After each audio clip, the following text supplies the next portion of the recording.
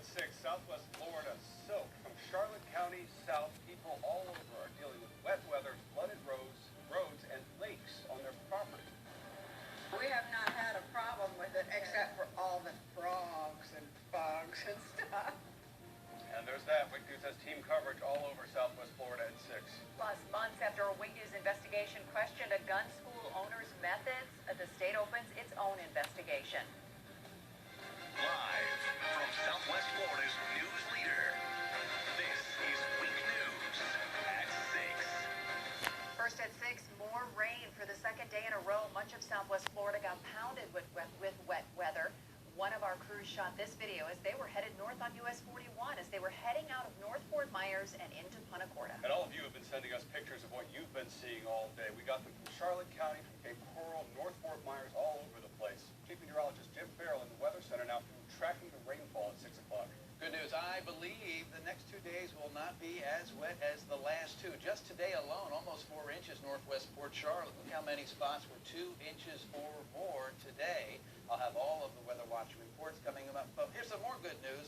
The heaviest of the rain has ended for most of the area, at least for the day. You see it's dry in DeSoto, dry in Charlotte. Here's the exception. Some heavy rain coming in toward Lee County from the islands toward Cape Coral and vicinity, but finally drying out Port Charlotte, Punta Gorda after some flooding issues in Punta Gorda today. Cape Coral, another round of rain for you. We will track that in just a few minutes.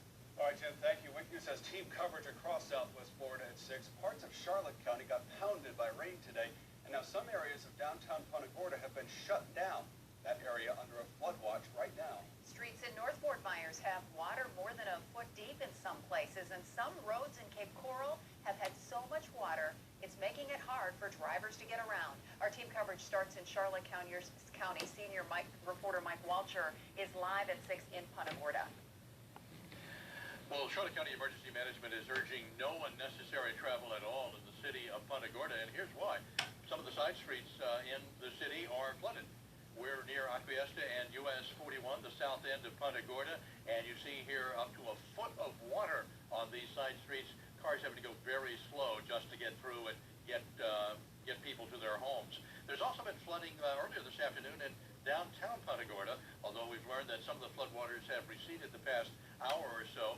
Marion Street was blocked off for a time at the west end of downtown, and we saw some flooding on Taylor Street and also US 41, main north-south thoroughfares through Punta Gorda. Cars having to go very slow to make sure that they don't stall out.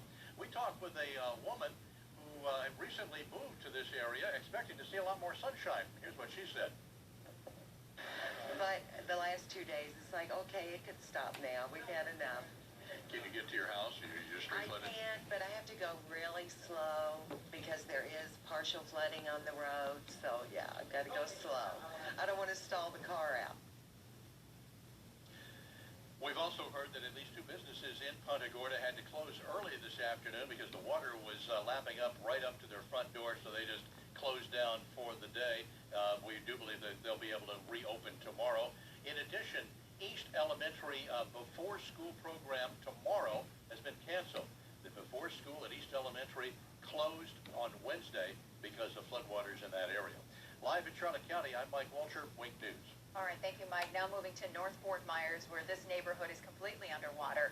Neighbors are concerned if the stormwater rises anymore, it might get in and damage their homes. Megan Contreras has been in North Fort Myers all day. She has more on the situation on Pine Drop Lane. Well, that's right. In the last little bit, a lot of the neighborhood kids have been coming home from school, and many of them are used to coming outside and playing in the rain. If you take a look behind me, you can see this is what's keeping them inside. I'm going to have to build a bridge to get across this. Inches of stormwater caused by continuous rainfall have many residents on Pine Drop Lane living on the edge.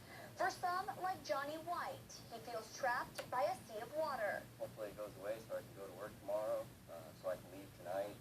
I mean, I really don't know how far I can drive out of this thing. But for others, like Gerald Godlap, getting creative with transportation is the only way to get his kids to and from the school bus. So I went to go pick up 2 little 36-inch life raft things to put them on there to drag them through the water. But parents fear what might be lurking under the standing water. We've seen snakes and we've seen, like, other fish and stuff like in there, and You know, I could get bit trying to check my mailbox. Every time a car passes by, a small wake pushes through their neighborhood. a sign saying no wake zone, because every time somebody comes up and down the road, it makes a wake like a boat would. And you guys, in just the last little bit, we did have our ruler out here. We did want to measure just how much water was in some of these people's front yards. And we can tell you that in one of the guys we interviewed, in front of his house, he did have 14.5 inches of water just piling up. And it actually is getting closer and closer to his door. So he is worried tonight if he's going to be able to get to and from work, you know, to the market, anywhere he needs to go. So a lot of concerns here out here as the water does continue to rise and the rain continues to fall. For now, we are live in North Fort Myers. Megan Contreras, Wink News. All right, Megan, we'll be watching that neighborhood tonight. Our team coverage continues at 6 now in Cape Coral.